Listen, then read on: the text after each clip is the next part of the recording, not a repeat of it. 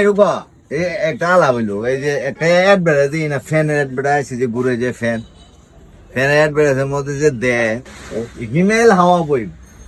আচ্ছা অন আমি বা যেহেতু ফ্যানটা চাললাম, ফ্যান একটা কিনলাম, ফ্যানটা চাললাম, কিন্তু হিমেল হাওয়া তো দূরের কথা, শরীরের গামি হওয়ান কষে দিই কি একটা যন্ত্রণা, এটা কেমনটা লাগে ব্যাপারটা।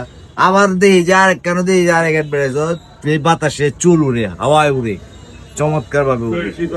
ও মা, আমি আমার সামনে ফ্যানটা ধরছি, ধুইছি, দুনিয়ার ঘামের গন্ধ। না আরেকটা অ্যাডভার্টাইজ দেয় তোর হ্যাঁ। সবুজ হাওয়া। সবুজ হাওয়া, হ্যাঁ এই সবুজ হাওয়া, এই কালারের হাওয়া তো পাইছি না। আর এই কালার আমার তো আমি দেখছি না জীবন।